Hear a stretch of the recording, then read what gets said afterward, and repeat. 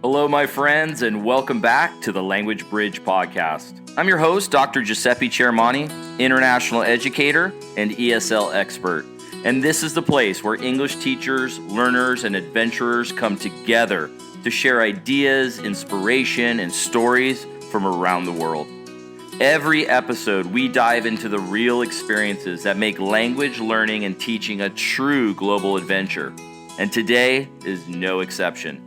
I'm thrilled to introduce today's guest, Doug Mooney. Doug is a U.S. State Department English Language Fellow, currently based in Semey, Kazakhstan. He's doing amazing work with teachers, students, and communities, building connections through English in one of the most fascinating regions of Central Asia. Today, Doug's going to share with us what it's like to live and teach in Kazakhstan, the surprises and lessons he's encountered, and some advice for anyone thinking about working abroad. I think you're going to love this conversation. Are you ready? All right, let's get started.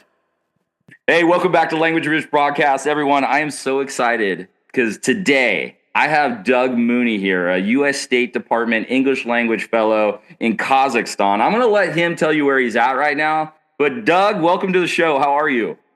I'm doing great. Thanks for having me, Giuseppe. It's quite a pleasure and a thrill to be on a podcast. This will be it's a first. There's so many firsts being an English language fellow, and being on a podcast is one of them. So thanks for having me. Oh, I'm excited to have you. There's a lot we have in common, and I can't wait to dive into it. But first, where in Kazakhstan are you at right now? I'm in a city called Semey, and it's up in the northeast part of the country, pretty remote. It's about 300,000 or 400,000 people. Okay. And I'm working at two universities. I'm working at Shakaram University and Alikan Boikan University. So I split my time between those two universities. It's a pretty basic city. You know, it's got a few high points to it. It's the region itself has one of its claims to fame is there's an Abai Museum, a pretty famous Kazakhstan author and philosopher. Not really a statesman, but he has a strong. He lived a couple of centuries ago, but he had real strong influence on the area. There's a nice museum for him here. The local folks are quite proud that he's from this area. Quite a big influence on Kazakhstan as well, literature as well. So downside, I haven't been there, but there's not too far from here. They did a lot of nuclear testing. That's where you're at. You're near that area. Yeah. Oh, yeah. Now we have. I haven't. I don't think you can go visit there. It's off limits to that. But that's the other, claim to fame for this particular area. So okay, so you don't have a third eye yet, is what I'm. No, nothing. Okay, nothing all right, of that so you're sort. doing all right. No, sir. No. But how's the weather there right now? I'm from Michigan, or that's where I've been living lately. So people ask, like, "Oh, is it cold for you?" It's like, no, it's not really too bad. And it's dry, cold, so it's. I don't know. I've been in places where it's damp, and that damp coldness kind of seeps into your bones. Yeah. So it's been cold. When your nostrils start freezing together, then it's like, okay, now it's pretty cold. But on the day-to-day basis, it's not bad. No bad weather, just poor clothing choices, right? I love talking to you because I am so the opposite. The California in me comes out, and I am complaining like none other here in Nukus, and I love Nukushi, everyone. It gets cold, and I freeze up, and I don't know what to do other than I start complaining, and everybody's like, "It's that bad?" I'm like, "Yeah, it's that bad. It's horrible." And you're like, "No, it's great. It's 0 degrees." I love it. It really hasn't been bad. Saturday, it was lovely weather. It felt like spring. Oh, and I was walking around basically in shirt sleeves, even though it might have been. Well, I have switched my conversion to the metric system is limited pretty much just to temperature. So it was about 2 to 5 degrees, and it felt really lovely on Saturday. And then the next day, it got below freezing today, and we've had some flurries. Today, real light flurries, but on the whole, it's quite nice weather-wise. It's nothing to complain about. Not a lot of rain. We had some snow during the winter, but not a phenomenal amount. I'd say my biggest concern out of that, though, was the icy conditions. The sidewalks or slick as anything. And, walking around, you get to be my age and, you're one slip away from a broken hip, it seems like. So, you're being really humble right now because no, you're not that old. I know you've had now a long and distinguished career in the fire service. You were a Cal Fire, correct? Yes. Okay, so I know a little bit about your background. I think you've been about 15 years out, but what inspired your transition from firefighting to teaching English as a second language?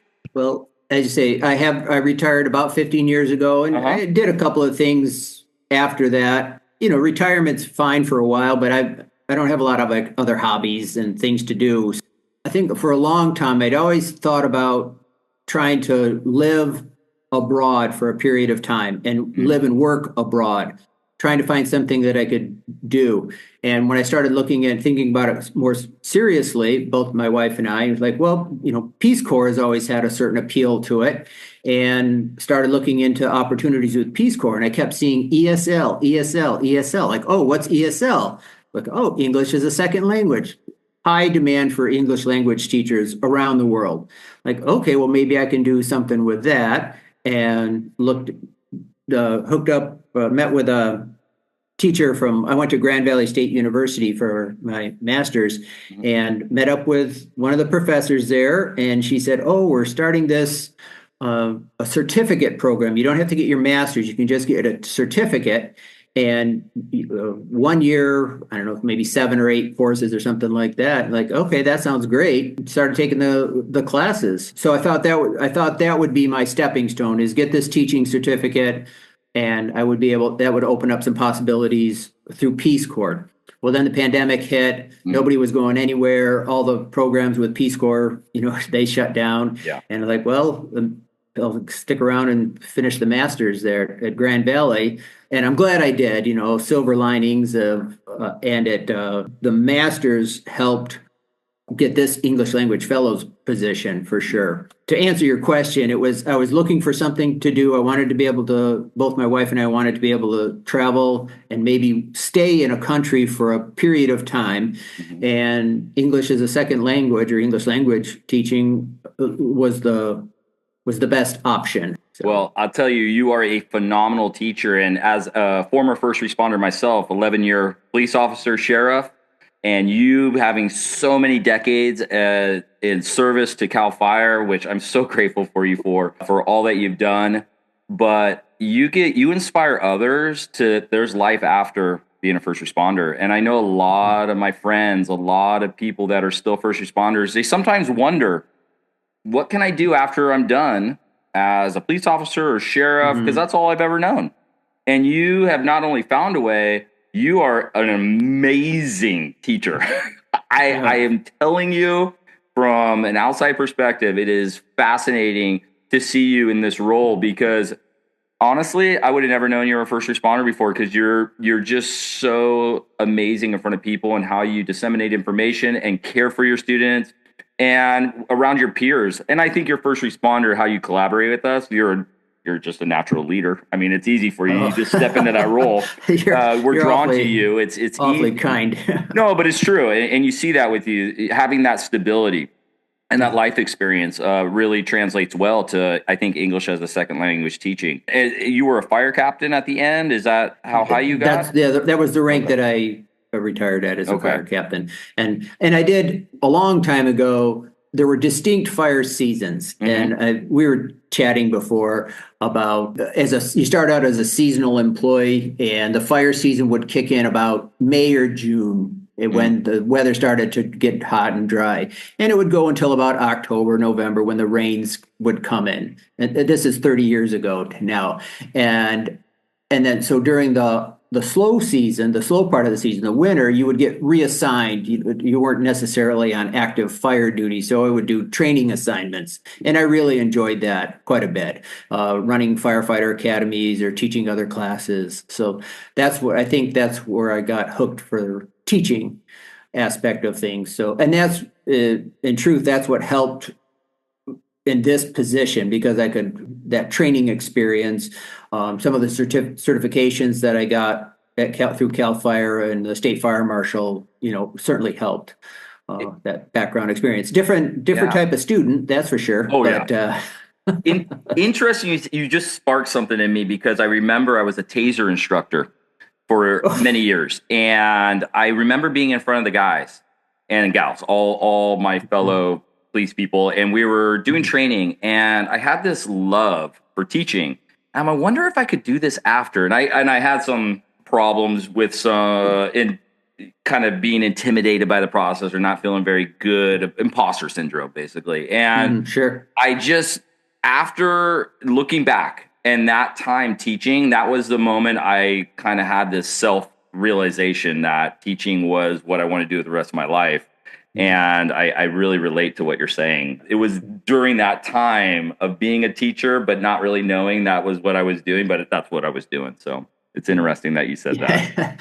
The other part of it is, I don't know how much longer I could have stayed on working as a firefighter. There's a bit of wear and tear, and the young folks, the younger members of the crew, they're essentially always the same age. They're 19, 20, 21, 22, prime of life. And at my age, it just keeps creeping up and up, and it's harder and harder to keep up with those guys. And so you realize at a certain point, like, well, I can't keep up like I used to. And I'm probably, of course, you don't want to go out with an injury either, too. No. So, exactly. You want to go out feeling good. Yeah. So I was very fortunate in that regard.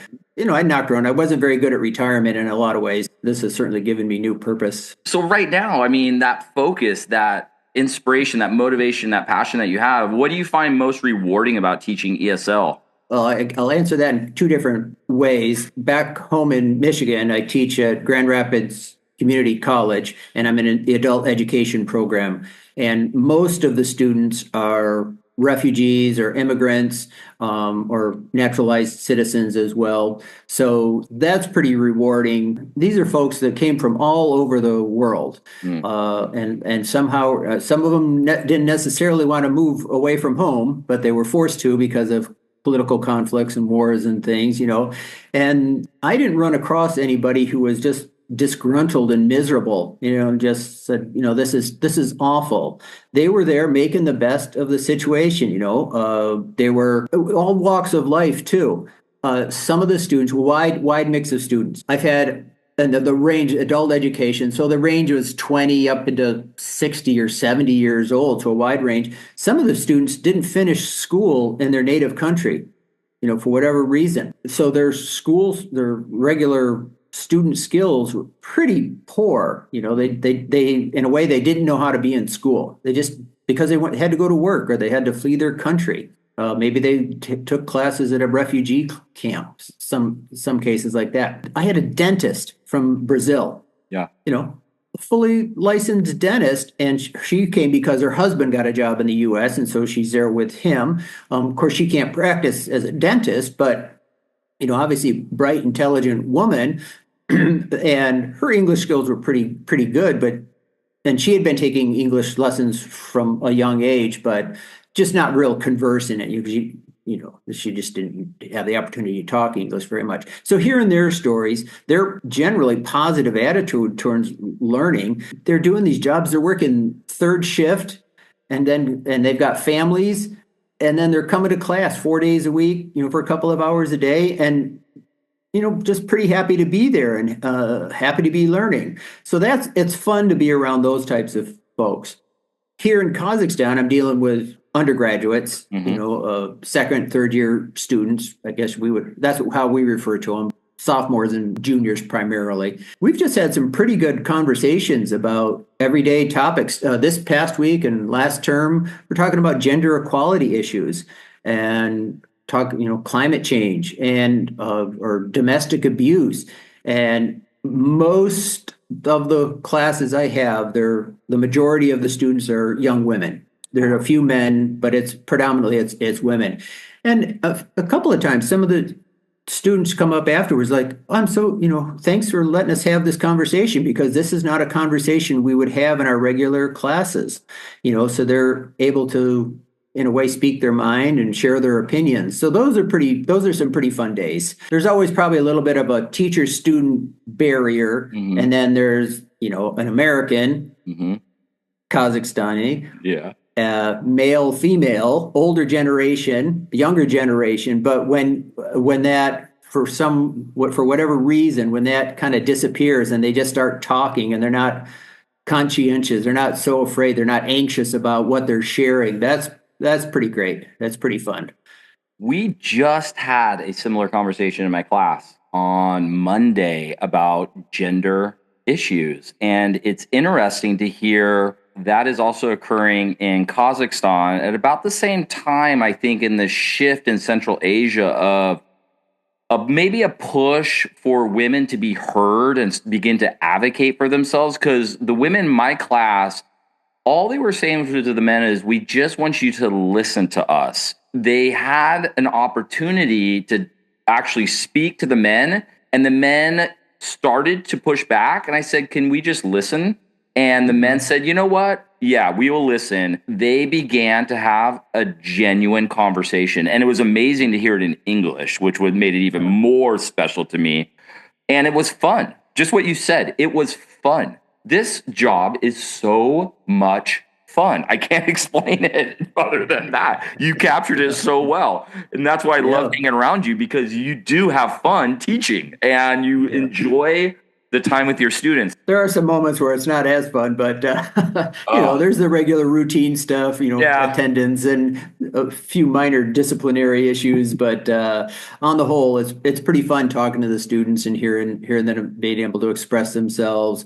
And there were a couple of times, there were some young men, and same sort of thing happened where they start to speak up. And like, well, let's just hear them. Let's hear it out. And just today, some of the students were talking about, in their view, some of the young male students get preferential treatment. Like they're not held to the same standard that the female students are in certain instances. And like, I don't see it, but again, I'm probably oblivious to a lot of stuff. Inner workings of the university and the group dynamics and things. So. I mean, that right there is such a success story. Just you being present in a part of Kazakhstan I honestly have never heard of. And, getting to know your situation and hearing the positive influence you're having and what you're able to facilitate in such a short amount of time, because you've only been there 7 months. This is your first year, correct, as an English language fellow? Right. Yeah. Yes. I mean, to build that rapport, and that kind of brings me into a topic I've been wanting to flesh out a little bit more, is those strategies. What makes you so successful in an English as a second language classroom when you're trying to create this engaging and effective learning environment? Because you are. And I think the more we have this honest conversation, we can maybe come together and get these strategies out to not only our fellow community members back in the USA, but really the international community, because student-centered learning is not common. It's more a teacher-centered approach. Well, again, I'll have to do kind of a compare and contrast, but because back in Michigan at the community college,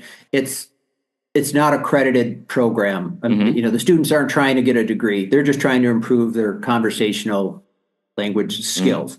So that helps set the tone anyway. If you're not working towards a grade and they're just there because they want to and to try to improve, so that helps. The general atmosphere. We're not doing drills. We're not doing repetition. We're not slapping people on the hands for mispronouncing words. It's just, let's just talk. And I'm pretty sure we'll be able to understand your message.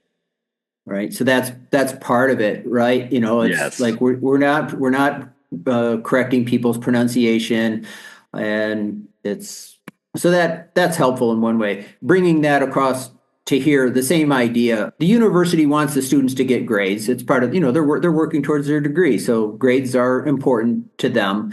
And yet I do try to, right from the beginning, I'm trying to build confidence, because, that anxiety can be overwhelming. It's like if I can create, again, a situation or an atmosphere where you feel free to talk, that you're not going to be reprimanded or corrected, then I've done part of my job here. We're learning some other stuff along the way, but you know what? I don't know if you've experienced this.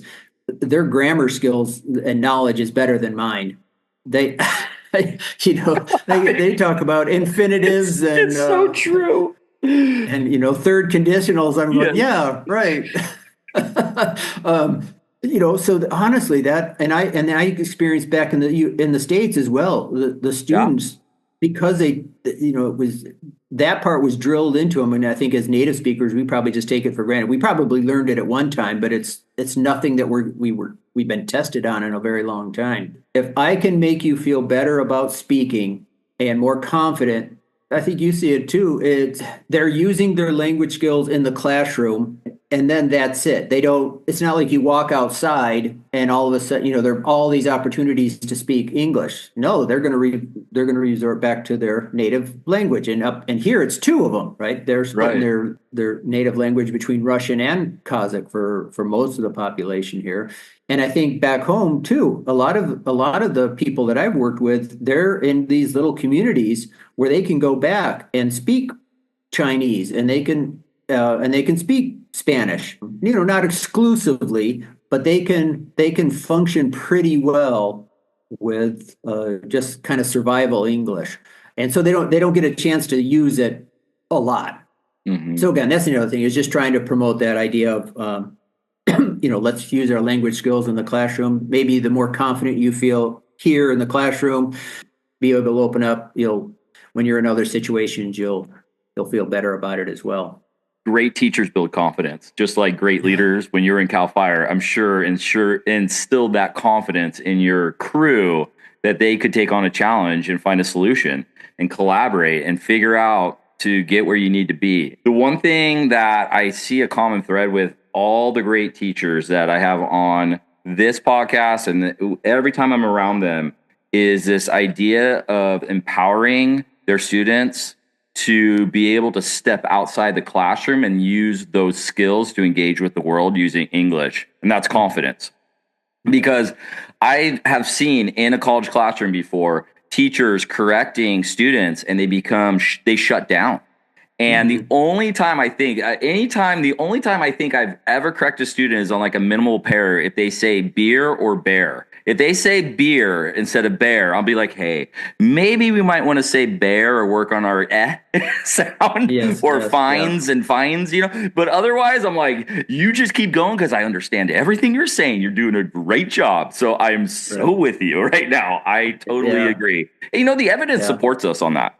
I mean, the Mhm. research absolutely supports everything you're saying. And too often we as teachers kind of step back and say, oh, this is a belief system. It's actually not. The research supports everything you're saying. The fact that the more confidence we build, the better they will be able to use that language in an unstructured way, because that grammar, as we all know, is important, but really that's not going to get them anywhere. I mean, I'm glad they know it. I'm really glad, but it's kind of like trigonometry. I don't need trigonometry right now. I need to know what 2 + 2 = 4. Yeah. Does it? When did I that hope so. happen? I really hope so. That's why I chose English and not Me mathematics or too. anything You're like right. that. You know what the trouble is though? So we have that attitude about not being real rigid with corrections. It's the Hmm. fellow students sometimes that they're right, and so that's part Yes. of it too. Is like, let's just talk. Let's not. But the students want to correct each other at times, and I think, well, let's Great keep it point. nice and friendly, and we're not going to laugh at each other, because obviously I'm going to make a lot of mistakes when I'm speaking, and Yes. we're not ridiculing anybody. It still happens at the student level, but you really try to squash that pretty quickly. It's like, no, we're trying to encourage the quiet students. That is a trouble. That's just regular. That happens anywhere. You've got some students that talk quite a bit, Yeah. and others that are super quiet, and you're trying to coax them out a little bit. So do you use games? How do you coax them out? Because I've heard game-based learning, I've heard maybe group work, collaboration. Is there something that you have a go-to? Do you call them out? Do you single them out? Or what is a strategy that you use? I like the games, but I'm not. I have not been playing a lot of them here in this situation. Again, with the adult learners, they like it, Yeah. and it's fun for them, and it's appropriate in that situation. I think the students here would love to play Kahoot every class, or whatever, and they come up, they're showing me games like, hey, that's pretty fun. Let's do that. Yeah. But in general, I just during our class discussions, I'll have them bring one thing I've been doing is we'll do some assigned reading worksheet perhaps, and I'll have them bring a discussion question to class. Oh, great And idea. so just a little piece of paper, and we'll go around the room, and they'll at least they'll be able to ask their question to the other students. And then I always try to go back to, it's like, well, you heard everybody else's answers. What's your answer to the situation or to your question? I'm going to steal that idea. I love having them just do a little front loading before class and bringing in something they're interested in. Finding interests that the individual student can engage in and then share out with their peers is vital to any dynamic classroom. And I'm stealing that. Thank you. Another It's easy tool in my enough. tool belt. It's easy enough to do. It's kind of like the reverse exit ticket, Yes. where it's like they're coming in with a question ready to go, and it's funny. Some of the students, they've got there and they're ready to go. They want to ask it. They're disappointed. If you don't call on them there. So they do. They love participating here in Central Asia. I think that generally speaking, most of the students love to engage in a classroom. What's discussion. Your experience? Are they? What I found, they love presenting. Yes. Is that the case there? Man put together a slide presentation, and they're using, finding some different platforms. It's not just PowerPoint or Google Slides. It's, I don't know, Canva, all these different really wonderful looking slide presentations. And they really seem to enjoy. That's where it's surprising. Some of the quietest students, they get up in front of the classroom and they're transformed. Like all of a sudden they're actors, it's they're performers up there. I had them do a 5-minute cartoon. So they had to do a voiceover for a 5-minute cartoon from their culture. So not only did I get to learn about cartoons from their culture, but they had to do an English skit, an original back and forth between the characters for 5 minutes. They ended up bringing in dotars. They brought in music. They started doing these voiceovers with different voices. It got crazy, amazing presentations. Just what you said. They are so high level here. Very impressive. Just what you said. Yeah, that's one example. They enjoy it so much, and they seem pretty much at ease. And I'm wondering, is that what that's part of their testing too, is they have to give oral presentations and answer these questions there. So, the cartoon idea, that would be, you show a cartoon and they just. So they pick a cartoon from their culture and they have 3 to 5 minutes, and they have to pick groups of 4 or 5. They create a script, and then they have the cartoon in the background playing. And then as the characters are interacting, they are the character voices. And then they create the dialogue and the setting and the environment other than what was actually being played. So they're not translating. They're creating a whole new dialogue between the characters. Yeah. All right. That's one I'm stealing. I was doing we've done a talk show where we'd talk about some of these different issues I mentioned, climate change or ethical fashion, things of that nature. And so I'd have one person be a host and the other be a guest. Maybe they're the author of a book, or they directed a documentary about it, a little 10-minute talk show where they've created the questions and answers. And some of those folks feel like they've created this backdrop. They have intro music. One pair, they had cards like Ellen used to have, with the name show on it. It's pretty fantastic, pretty creative there. So what are some cultural challenges you've encountered? Kazakhstan is this massive country that in Central Asia, it dwarfs all the other. It feels like Uzbekistan, Kyrgyzstan, Tajikistan, Turkmenistan. It feels like we're being swallowed up at any point by Kazakhstan. And here you are, somewhere in there. And I know there has to be cultural differences all over, because in Uzbekistan, every region is vastly different. So what about Kazakhstan? Tell us a little bit about Kazakhstan. Well, one, I need to travel a little bit more to give you a better answer, but it is huge. People start asking us questions about is this true in the U.S. and is this true? It's like, well, it really depends on where you're at. What's going on in Southern California could be quite opposite than what's going on in Florida or Maine or whatever. Well, what's the most popular food or what's going on here? There, like, well, it just depends on where you are. You can't. Yes, you can generalize quite to a certain extent, but Kazakhstan, I think, same way, and they do make these references to we're up in the Northeast, a lot closer to Russia. That was a heavy influence, and that still remains. And then they say, oh, down south in the southwest, things how different things are down there compared to where I'm up here. Culturally, you're going to be asked if have you had horse meat, because they do eat horse meat here. It's pretty common. Yes, I've had it. It's been in dishes. It's okay. I don't think I'm gonna I'm not gonna crave it by any. You're not bringing this one back to Michigan.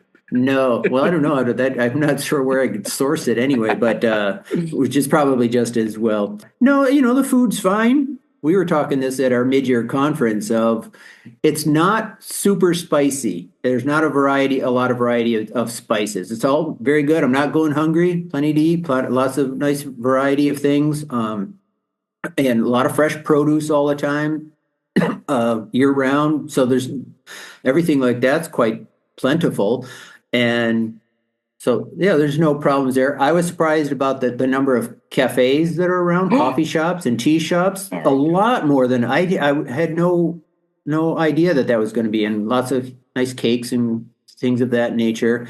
What popped into my mind when you asked the question is it's hard to get not necessarily a correct answer, but a complete answer sometimes, and it's partly because these are just little pieces of the puzzle that you find out over time. Mm-hmm. And part of it is like, well, maybe I'm not asking the right question, or that there are several different answers to the question. For example, last term, I was trying to figure out, well, when is the term over? And I'd ask the students, and they'd give me like, oh, okay, great. And then I was chatting with the teachers, and they say, no, the term isn't over until this time. And it was different between the two schools that I'm teaching, which is understandable. Different, right? The terms start and stop at different times. Come to find out that freshmen, sophomore, juniors, they start at different times, so it's staggered. And so it's not like, okay, the beginning of the fall term starts on August 15th and goes until December 15th. It's like, well, some students come in on August 15th. Other students come in first part of September. Another group might come in a little bit in September. And so, and then it staggers off throughout December. Yeah. And then it starts back up. So, trying to get like, well, when am I done? When can I stop coming to classes? And the answer, it varied. It really did. It's like, oh, and then finally somebody explained that. It's like, oh no, that's the reason why. Like, oh, all right. Well, it makes sense. But they don't tell you that right off the get-go. The other thing that came up was the very first weekend we're here. Yeah. We went out to a cafe with a representative from the embassy and a couple of local teachers, and it was very nice, very hospitable. Kazakhs are known for their hospitality, and they poured their tea in a teacup, a regular teacup with a handle, and they only pour it half full. And they said, "Oh, that's a sign of respect. That's what we do here. You only fill the cup halfway." Like, oh, okay, that's nice, good to know. Yeah. Much later on, we find out that if you fill the cup to the rim or top it off like we would normally with coffee or whatever, like that's a sign like it's time for you to leave. And they're kicking you out? Part of it is because essentially. Yeah. And these are old traditions apparently. But part of it is, well, the cups back in old days, they didn't have a handle. So right, it was just a straight kind of a tumbler. So if you filled it up to the top, then your fingers would burn. right? Because you'd have to pick it up. And so that was a sign that, okay, it's, time to make your exit, really. And like, well, okay, so here's a sign of respect. Only fill in the cup. Oh, God, great. And then you find out the reason why. Right. Like, oh, well, that's pretty interesting. If you come to Kazakhstan where I'm at, they fill yours up halfway. I mean, not halfway full. And that's so fascinating because it's the opposite. And from what I understand is there's a connection between Kazakhstan and Kazakhstan. A lot of the people here came from Kazakhstan. So it's interesting how the cultures have these nuances to them, these details that tell you how to behave. And I've heard that with the Uzbek culture too, about the halfway, but to hear it all the way in northeast Kazakhstan, that this is still a strong part of their culture, that you need to be able to read the room a little bit with the tea. It's fascinating. So those are some little minor little things, but it's just, I think they're big. You kind of wish you knew some of the reasons behind it. And then once you learn them, having been here several months, like, oh, that's pretty interesting. That's another part of the story that you learn by that. That's one of the benefits of the program, being able to stay in a place for 10 months. You pick up little things here and there. Doug, I just found out that supposedly my college is supposed to go through June, even though thought we were supposed to be done in May. And I was talking to another professor. I'm like, oh, I can't wait to be done in May. I'm going to have a month to travel, do some conferences, really explore the alternate side of education in Uzbekistan. They're like, you don't have May off. And they're like, no, it goes through June. Just what you said. It's staggered. I'm like, no one told me that. And then I'm like, calm down. This is international teaching. Really absorb the Doug vibe, because I'm going to have to go with the flow on this one, because this is what happens as an international teacher. They will just simply, this is how it is. You don't know what is really set schedule like we do in America. We just don't have the answer. There's that. And I found out today that a couple of weeks ago, they said, so I'm teaching, I have 7 groups that I'm teaching. Oh, and geez. Wow, okay. four of them are third-year students, and they're going off to practicum. They're going to do practical teaching at the schools. Oh, so I'm going to have to find something else to do in the meantime, which there are plenty of things to do. But that means that their finishing date is staggered. So they got to get the hours couple of groups finish at the end of May, and then the others continue on till like late June. There. Oh my God, that's interesting. I'll have to say, though, going back to our training in DC, one of the common themes that we read on the internet is, flexibility, really important for the program. And they've said, your classrooms will probably change on a daily or even hourly basis. The first term, they were really nice to me. They said, no, we want to treat you right, and this is your classroom. And this is where all your classes will be. It was really great. And I kept saying, you don't have to do that. Treat me like one of the regulars. And this term they are. And oh, you mean you get your schedule every Sunday like I do too? Like it changes classes, it changes times. Is it that what you're getting? I have the same students in classes, but the times remain. The first couple of weeks were real iffy, because they're like, oh, we haven't figured it out yet. But eventually the groups get figured out and the schedule gets figured out. But it really is the first couple of weeks. You don't know, it's going to change. Okay, they tell you in the training. They tell you that's a strong possibility. Okay, fine, just roll with it. And then the classroom, more often than not, you have to go and get a key from the office assistant to go open the classroom and do I'll do a 50-minute session there with the same group, and then the next same group, like, okay, we have to change classrooms, on the other side of the building. So you pack up all your stuff, go over there, and you're like, oh, well, they don't have a key here. You got to go downstairs for this key because it's not one of the regularly assigned rooms to the department. And so you have to go down to security, get it. Fortunately, the students are pretty nice. It's like, oh, I'll get it, teacher. And you sign it out, sign it back in. And then the next class is in a different room. And sometimes you're in the same classroom repeatedly, but other times it's like, oh no, that room's no longer available because there's a meeting. And the students don't seem to mind. They just kind of roll with it. They're used to it. And they're like, all right. I'm so glad you're able to articulate it so well, because this is exactly international teaching, and you just got to go roll with it. Yeah. It's pretty challenging. It does provide some challenges as a teacher. Yeah. Some of the classrooms are very nice. They've got smart boards, internet's pretty good, and a dry erase board, pretty good seating and all that. And then, lots of space. And then the other room, I don't know, it's the size of a mini kitchen. Yes. And there's a one chalkboard that's about 2 by 3. And it's so worn out that, it won't hold chalk anymore. I'm not being critical. Please, listeners, this is exactly I'm not being critical. I'm just saying and yet, I don't know, it works. You go in there and you start talking, and the students, they don't seem to mind. Like, well, so why should I? And you just, again, they did prepare us for that these would be the situation. And hey, I'm in a building. We've got power. There's heat. Right.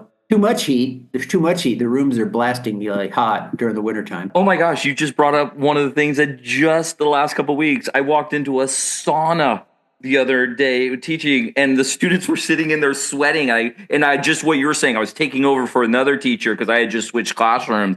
And I'm like, you guys, and I went American voice. I'm like, it is so hot in here. And they just blank faced me because I got loud, and I opened the windows, and the teacher's looking at me. I'm like, I cannot teach in here like this. This is, wow, how did everybody do this? And I got all excited because I just was like, this is crazy. You just sat in about 100-degree sauna and did class. But yes, the heat, they will blast it. I love it. Well, that's the upside is here in Semey throughout most of Kazakhstan, the heat is supplied by the city.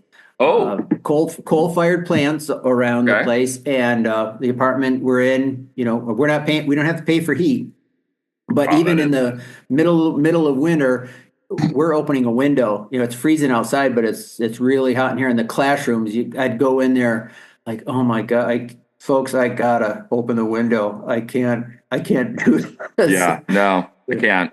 I'm with you. And they're freezing, unfortunately. They get a little bit of a draft, and it's, I don't know, it's trying to find that compromise there. So you're a Rotary Club member as well, correct? Yes. Okay. So service is a big part of Rotary Club and community engagement. How does this play a role in your teaching philosophy? Does it play a role? Is this a big part of who you are? Can you kind of tell us a little bit about it? Sure. I would say it's a big part. I have to give credit to my wife, Ruth Ann. She was the original Rotary member when we still lived in Northern California, and was a member of a local club back there. And when we moved to Michigan, it took a couple of years, but we finally joined the Rotary Club of Grand Rapids.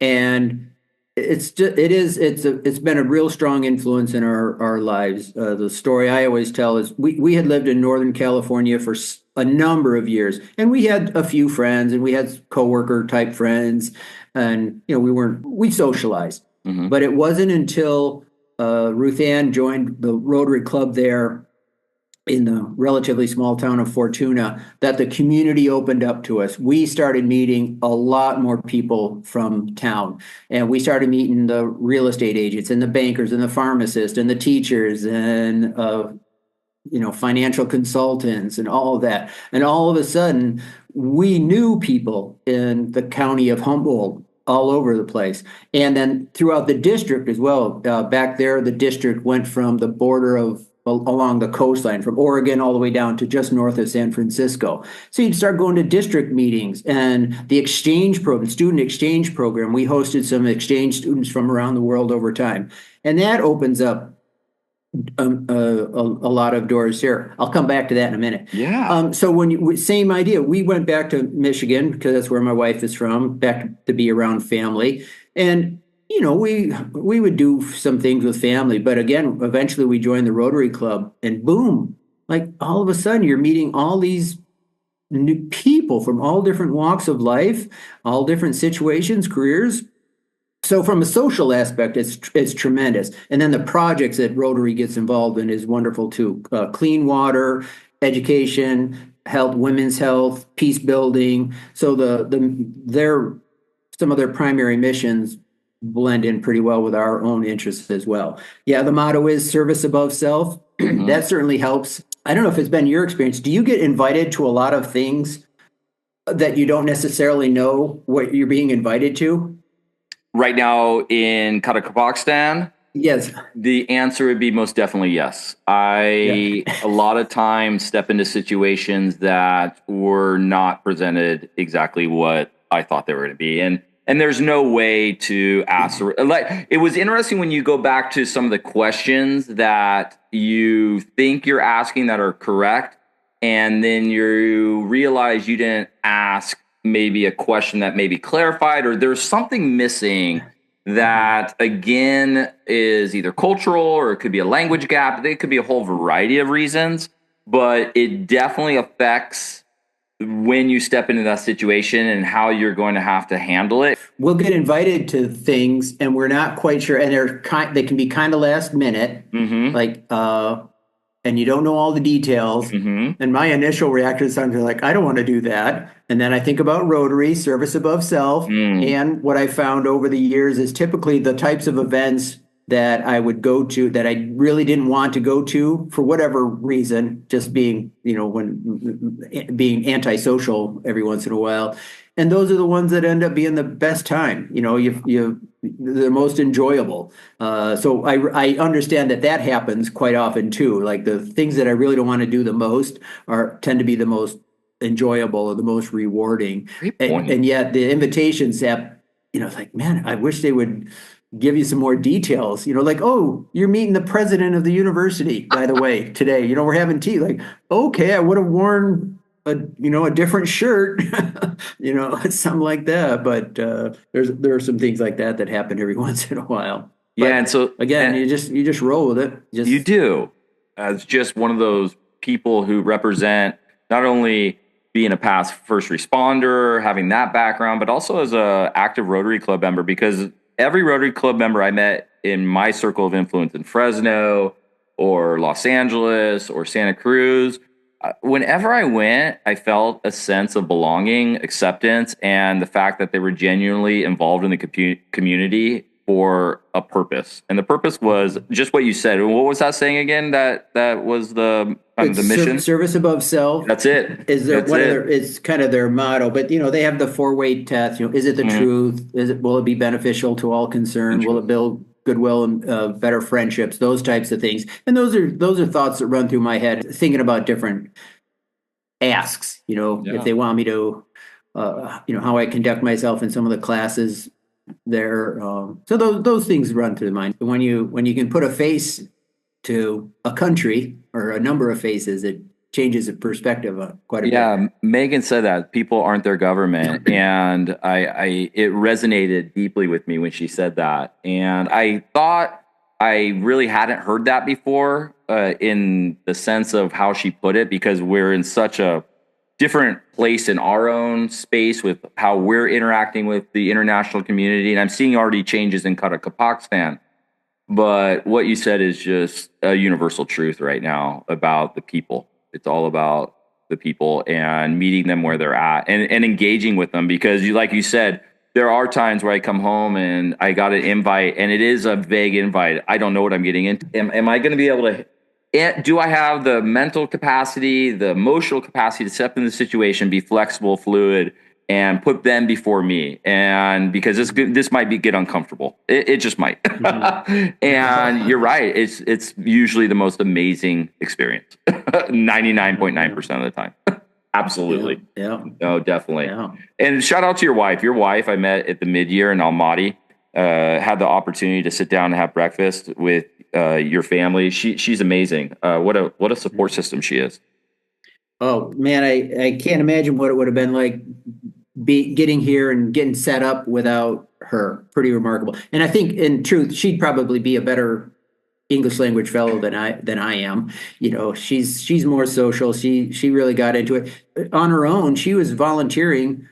You get a lot of asked people. They find out you're a native English speaker, so you're going to get requests to be a tutor or to help with a conversation club, wide range of things like that. And she said she agreed to a couple of conversations clubs and started them up through the universities. And she was one of the secondary projects that we have is a conversation club at the local public library, the Abai Library. And she took the lead on that while she was here. She was setting everything. I shouldn't probably admitting this on No, podcast. no, that's No, I mean, exactly she was setting up the agenda, Yeah. and we we weren't teaching, I wouldn't call it that, but we shared that load, and she really enjoyed it. We met, you meet some lovely people through that too, but she really took to it. And just having a person here to help, help figure things out was tremendous. So I'm sorry that she couldn't stay for the rest of the time, but well, and I think that's a string beyond our control. Well, it's a string I want to briefly pull because you are a success story as a team, and the English Language Fellow program does strongly support wives coming over as a team or husbands, whoever it may be, male or female, whoever is coming over, but that spouse come as a support and be involved, and to see your wife and you work together, you so represented America and our culture and who we are as people in such an exemplary way, and it was fun to watch. And I highly encourage whoever is thinking about coming over or has questions to contact Doug, because Doug truly is somebody that you can not only get real, authentic information from, but have a success story where we made this work and we were able to have an enjoyable time together, but more importantly, high impact. High impact. And that was a big part of the mid-year fellowship, was watching Doug and his wife interact and seeing just how successful they were. Yeah. And just to be clear, so our assignments are 10 months, and the program itself does support dependents for 10 months. It was just the restriction from the Kazakhstan government that limited it to 6 months. But our buddy Eric, right? Yeah. He's got his whole family there with little kids. In Kyrgyzstan. Sandra, her little son. So that, it's, you can bring your family. Isn't listen to Doug. It's amazing what you've done. Now, is there any other advice you would give to a professional EFL, ESL teacher, ELD teacher that's considering a second career in what we do? Would you have something right now that you could say, hey, you can hang your hat on this, or maybe just you can do it, or what would you suggest? You said it. You can do it. I think, like, geez, if I could do it, anybody could do it. No, there's a lot of self-doubt. Apply. Apply, and I've learned that over the years too, is you can talk yourself out of pretty much anything, right? Like, I don't have the qualifications. I'm not going to be a good candidate for that. And, fortunately, people like my wife and friends and such, like, you don't get to make that decision, right? It's the panels that interview you. You put in an application, they're the ones that can tell you that you're not qualified, right? Those are the folks that are really making decisions. It's easy to talk yourself out of it. So apply, and if you have any doubts, let them tell you no, right? So that was, they said yes to me, which was kind of a shocker in some ways, but I'm so glad they did, because if you take a moment, you start thinking back on timelines, it's pushing 6 years now. Had been thinking about ESL I'm not sure. I don't want to go so far as to say this is a full second career for me. It's something that I enjoy doing. I was able to do it part-time back in the States. This is more full-time for sure. But making that decision, starting taking classes, started doing volunteer work at the Literacy Center back in Grand Rapids and doing some private, tutoring through them. Lucky enough to get hired by GRCC because of the association that Grand Valley had through my TESOL, Michigan organization, the international TESOL organization as well. Yeah. You making those contacts and connections, and then with the goal, I'm kind of rambling here now, with the goal of teaching abroad and living for a period of time. So 6 years later, like, hey, here I am, so kind of a goal fulfilled. I'm able to teach a little bit part-time at home, which is great. I was able to go to New York City for a summertime. I was as an intern, had to kind of pay dues.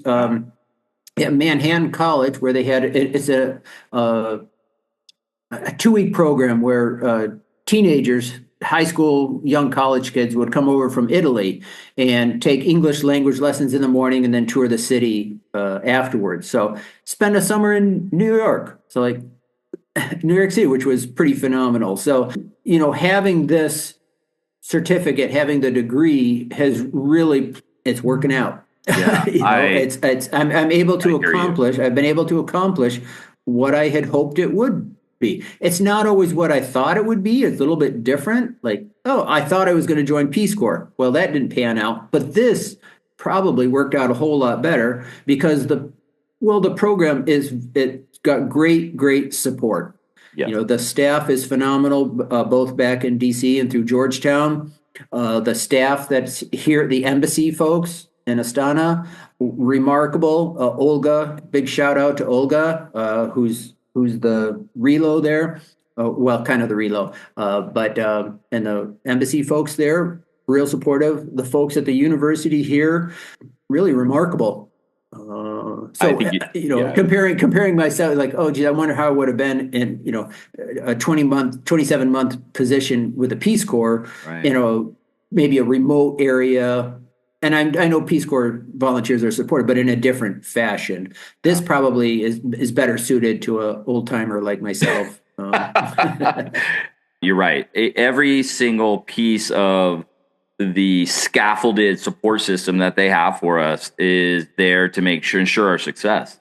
And on top of it, you ask questions and you get answers. And you get answers. You get an email back. You get positive reinforcement. You have budgetary support. So and you have the full weight of America behind us, to be honest. And it's been great. So the other thing I heard, Oh, I was just going to say, the other thing, when I went back, you're doing our pre-training online and all that. But when we went back to DC for our in-person training, I was just amazed at the positivity of the folks there.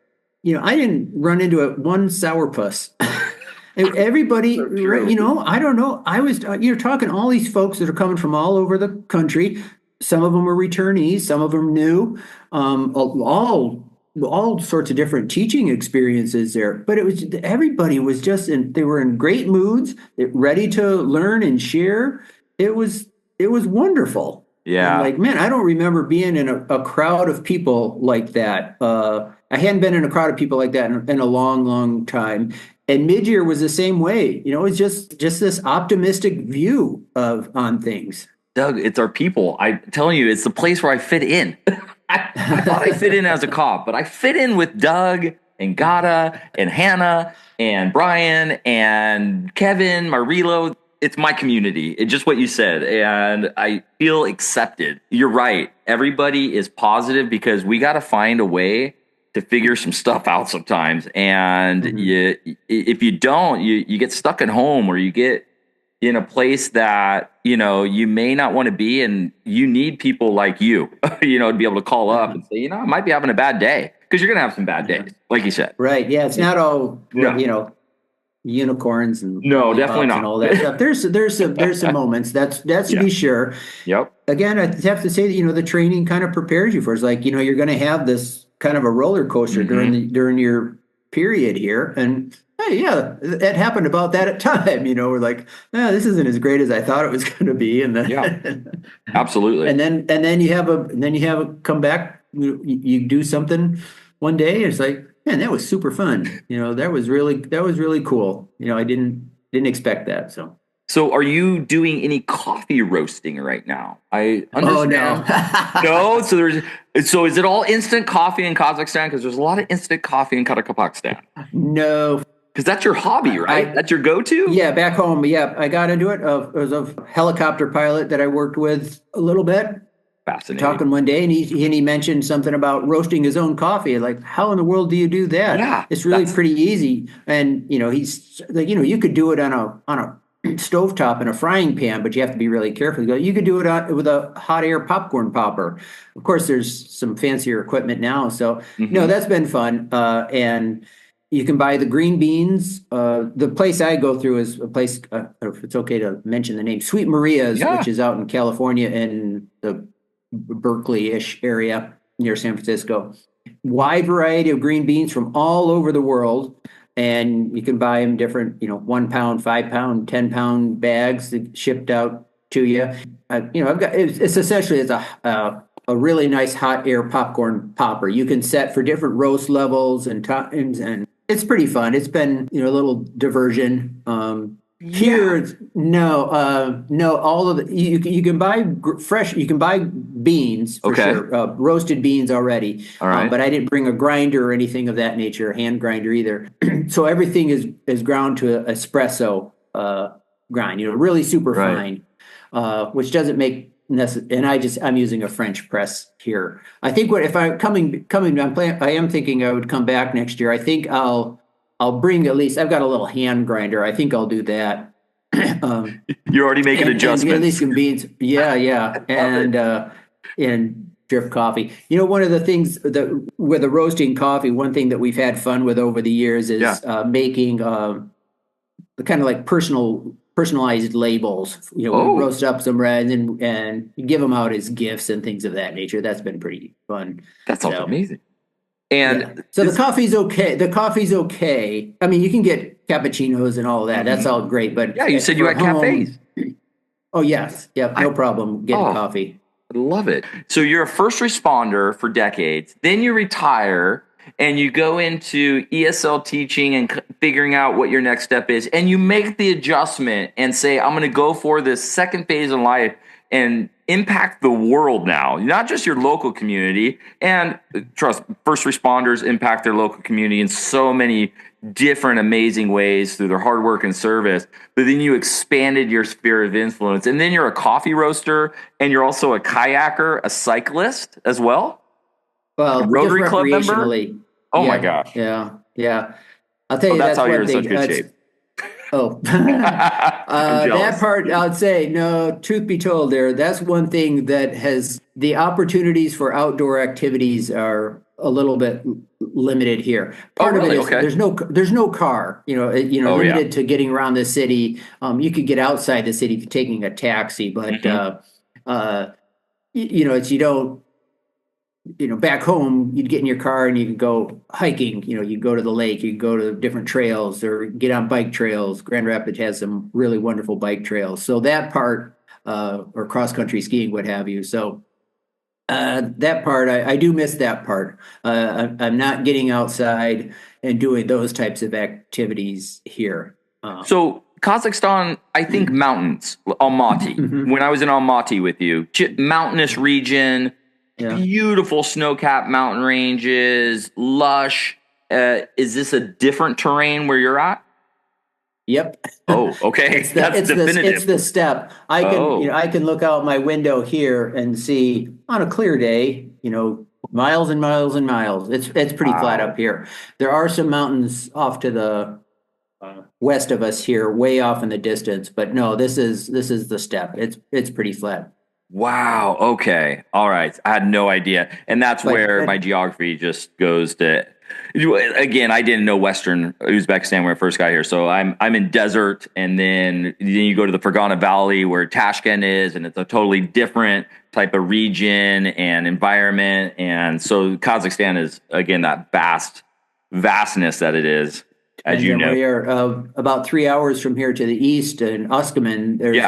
You get back into the mountains, and there's a ski slope over there. I hear people going over that way, but it is interesting not having a vehicle. We so much rely on our cars back home, so not having that kind of limits transportation a little bit. Although taxis are pretty cheap. Transportation is inexpensive here, and the bus system's not too bad. And the train, you can take trains to a lot of places too. But okay, I got a couple questions for you now. Then here we go about Kazakhstan. Is this like the lightning round or something? A little bit. You'll see. I'm going to surprise you because I know you can handle it. Your wit is going to come out right here and just dazzle the listeners. First and foremost, if you could have coffee with any historical or literary figure, who would it be and why? Ooh. I was thinking about, Paul Nation, author Paul Nation. He's a linguist. I think he's from New Zealand, and a very bright guy. He's one of his thoughts is, it's like the sight words. It's not Fry's sight words, but it's the, first 1,000 words, first 5,000 words. That he's kind of the real linguists in the crowd are going to pick me apart on this, but he's talking about words that the words that you recognize and people learn, building up your vocabulary, essentially. Right. And he's able to write scholarly articles that aren't scholarly. They don't come across that way. He's written a number of books, and he's just great to read. And he seems like he's just comes across as this like regular guy. Like, I don't know, you think of like somebody like Noam Chomsky. I don't think I'd be in the. Oh yeah. No. Like, I wouldn't be able to he wouldn't. I don't think he'd tolerate somebody like me. But I think Paul Nation. I think we could sit down and yes. I don't think I did him justice there, but I have never heard of him. He just seems the way, based by his writing. I think it'd be fun to talk to him. Yes. Yeah. Okay, so I have a multiple choice question for you. Yeah. All right. What does Shani Rock symbolize in Kazakh culture? Do you recognize that word? Shani Rock. A type of fermented horse milk, the type of yurt representing family unity, or a popular TikTok dance? What does Shani Rock? Oh, you're going to stump. I'm going to say the middle one, the yurt, a type of family. Yes. All right. It's the top of a yurt representing family unity. Wow. That's it. All right. Well, I know the horse. Man, that's amazing. How did you know that? No, that was complete guess. I knew it was horse milk. So, well, your students are going to be very excited. Which is a real treat. Have you had the kumis? The fermented horse milk? Oh, actually, no, it wasn't horse. It's camel here. It's It's up in Muinak. Oh, man. Camel. I'm sorry. Sorry, guys. In Kazakhstan, it was camel. Because up in Muinak, it's camel milk. Yeah. And they said it's fermented. Yep. So you can get kumis. You can buy it in the store. This is pretty common. But I would say it's an acquired taste. Okay. And it's one that I have not acquired yet. You have not. I don't think I'm going to work too hard at it. So it's not bad. It's not horrid, but it's like, in a way, like, well, why? Why drink it if I don't have to? All right. Let's see here. You ready for the next one? What's Kazakhstan's national instrument? Is it a dombra, electric guitar, or a vat of boiling kumis? It's the dombra. Yeah, what is? Do you know what a dombra is? Because I don't. I know a dotra or dutra here in Kazakhstan. Is a dombra like a guitar? In a manner of speaking, it's there are a couple. There are, I think, two different varieties. One of them, the one that's most common, I believe, is a 2-string instrument. Oh, that's ours. Okay. It's got a body of, whatever you want, the main kind of roundish oval body. Yeah. And then quite a long neck. And it's a lot of strumming. It's not, you're not really picking at it. You're ding, ding, ding, ding, ding, and it's kind of banjo-like sound. So it's kind of fun. I've been to a couple of events now where the students from schools will come in as part of the presentation. They'll bring in the local school kids. And so the other day, just before Notice, they were having a celebration. And there's like 36 kids there, all in their traditional garb, playing the sound. It's pretty fun. That sounds amazing. I love when they bring in traditional music. I am all about traditional music and traditional dance. I can't get enough of it. All right. Do you have marshrukas in where you're at? The vans, the Damas's. Am I saying it right? Marshrukas, drivers, kind of like those big van drivers. How about this? Let's say your taxi driver is blasting Russian rap. Okay. Your taxi driver is blasting Russian rap. Do you headbang to show solidarity, politely ask to switch to Kazakh folk music, or accept your fate as a background dancer? Which one would it be? I'm going to go with driver gets to pick the radio station. So I'm just a temporary passenger. So what's one thing you'd steal from Kazakhstan? If you could take one thing and you're like, I got to take this, what would it be? Got to bring it home. It's coming home. Coming home with me. Well, this one's, packing limits and weight limits on airlines and all that. I would, one dish that we both really enjoyed is a fried eggplant salad. It's pretty simple. Eggplant cubed up, lightly, I don't think they dip it or anything, but it's nice and crispy on the outside, lightly crispy, and it's eggplant, so it's soft in the middle. They serve it with tomatoes and something like a goat cheese and a kind of like a balsamic dressing. That's quite delicious. So I wouldn't have to steal it. I would just have to find a good recipe for it. I am right now grabbing my microphone because I cannot believe you just said that dish. That is my favorite dish here in Kazakhstan. Everybody always asks me my favorite dish. I'm like, yeah, I love beef bernark. I love fried fish. I love the chicken here. I love the shashlik. I love the fried eggplant with exactly what you said. Balsamic vinaigrette. There's something about it. It's really nice. Oh, light. It's amazing. Yep. It's so amazing. I cannot believe you just said that. I am so happy right now. Okay, last question because I think you can relate to it. I'm going to see. I think me and you think a lot alike. What's your go-to move when you forget a student's name? I know. I'm calling you out because I'm calling myself out. My students all the time. Remember my name? I'm like, trying, guys. I swear your names are amazingly beautiful.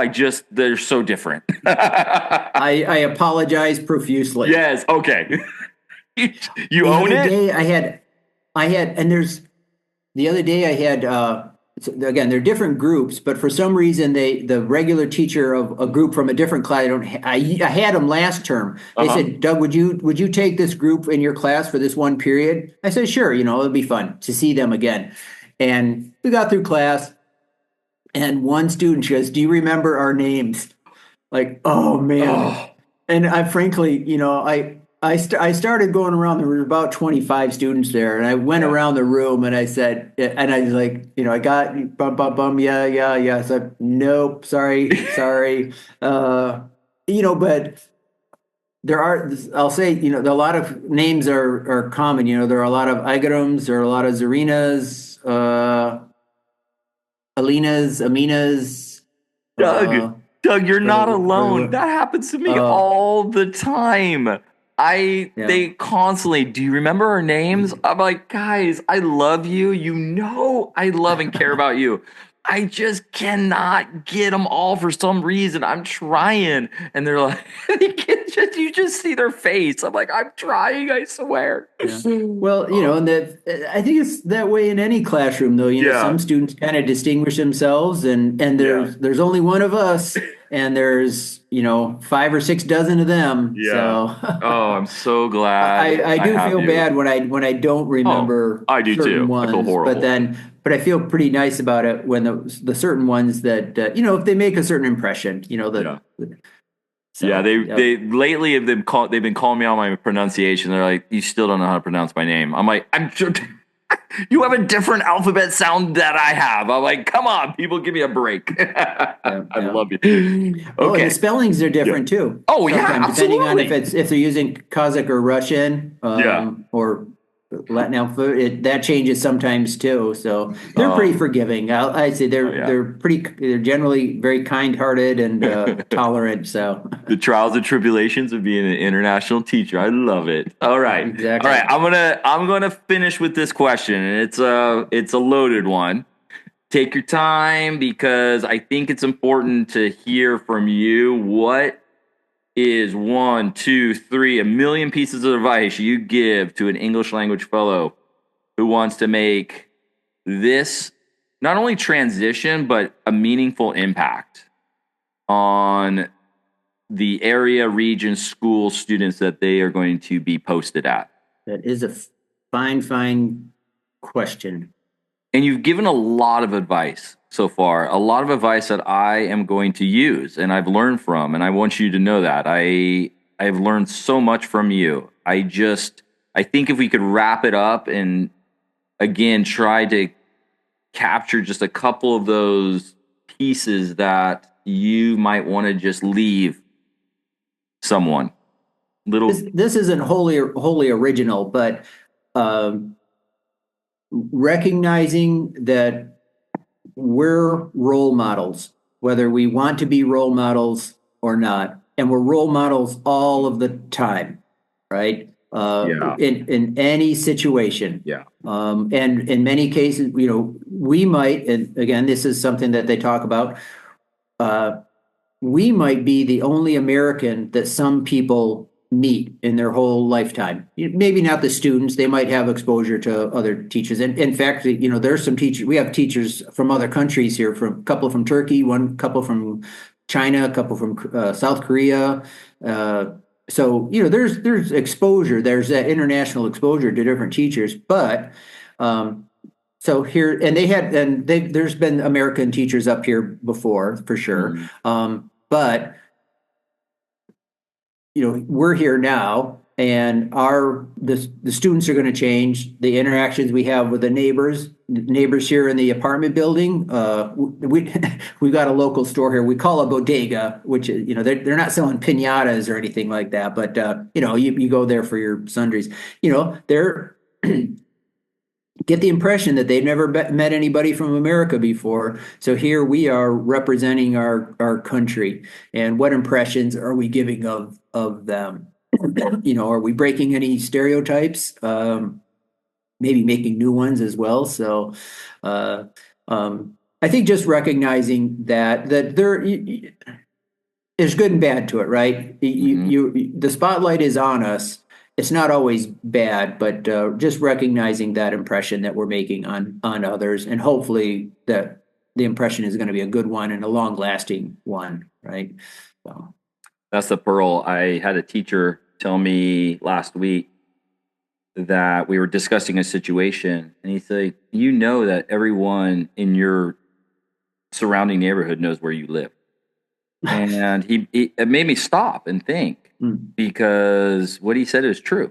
That all the kids know to come knock on my door, or at least try to get money, or maybe some candy, or whatever it may be, or the neighbors. But then the way he put it, that the surrounding neighborhood knew where I live.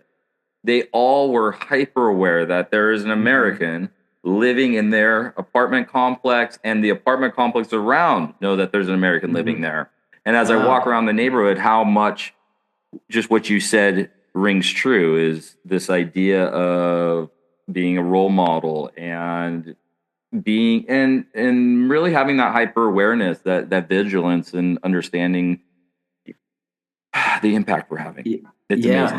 how you the interactions you have, the relationships that you start building. What's your legacy going to be? Yes. Yeah, we're getting into our last few months here, so that's something I've been thinking about. What's that going to be like? I'm going to start thinking about that. And I think that's a great way we can kind of now tie this all together, is what legacy are you, myself, we going to have, and hopefully this podcast can help someone else leave their legacy. Yeah. Well, geez, Giuseppe, I think you've got a couple of things already there between the journal and the podcast and the TED programs there. So buddy, I think you've left a pretty good mark. You too. I want to say thank you so much. I not only respect you, I admire you, and I look to you, a lot of your posts that you post up, just for inspiration and motivation and innovation, thinking outside the box, because of some of the things that I know we haven't even mentioned, that you were part of a spelling bee and you were interacting with people at such a real level where you're meeting them right where they're at. I mean, just those little things that you do on a day-to-day basis matter. Those are what matter every day. Well, you're very kind, Giuseppe. It's true. It means a lot that you're saying those things, and the feeling's mutual. I look at all the different things that you're doing, and like, man, how's he do that? And with such a great positive attitude there. So, well, they're certainly lucky to have you together. down there. And you are just one of those people that I'm fortunate to be friends with now. So, and that's Uh, the beauty, everyone, of international teaching is you're not just peers. I think it transcends that. You become friends on mhm. a very deeper level, and that's just what it is. That's how it Yep. is when you international teach. You meet people at a very real level, and it's awesome. Even you ever even think about being able to do something like this when you were a kid, or Dreamed, no, dreamed. did you? I dreamed Like I of wouldn't have, it wasn't traveling. even ever entered my mind that Okay, this would even be a possibility. That yeah. it's just so unreal. So It is. And I think that's a great way to put it. It is unreal, and it is, for me, the full fulfillment of who I am. And just Mhm. this conversation makes it even more real for me, and grateful. Right. Grateful. I'm internally Yeah, grateful. So, it certainly makes you appreciate a lot of things about our lives. That's for yeah. sure. Yeah. Well, you have a great night, and I want to All say right. thank you for your time. You're, Hey, you're very welcome. I'm so yeah, happy to be able to do this, Giuseppe. absolutely. Have a great night, Right. okay? Okay. Good Bye, night buddy. now. I'll be honest, that was one of those episodes that I had a tough time editing. I had so much fun talking with Doug. But that's a wrap for today's episode of the Language Bridge podcast. I just want to give out a huge thank you to Doug Mooney for sharing his journey and insights from Semey, Kazakhstan. What an inspiring conversation. If you enjoyed this episode, make sure to follow the podcast on your favorite platform so you never miss an interview, a tip, or a story from amazing educators from around the world. And if you're feeling extra supportive, leave us a quick review. It really helps us grow and reach more listeners just like you. You can also find me on social media, on Instagram at Chiaramonte09. I also now have a YouTube channel, Language Bridge channel. And then you can also find me at www.gchiaramonte.com. Hey, you know what? Thanks for being part of the Language Bridge community. Until next time, keep building bridges, keep learning, and most importantly, keep inspiring your students.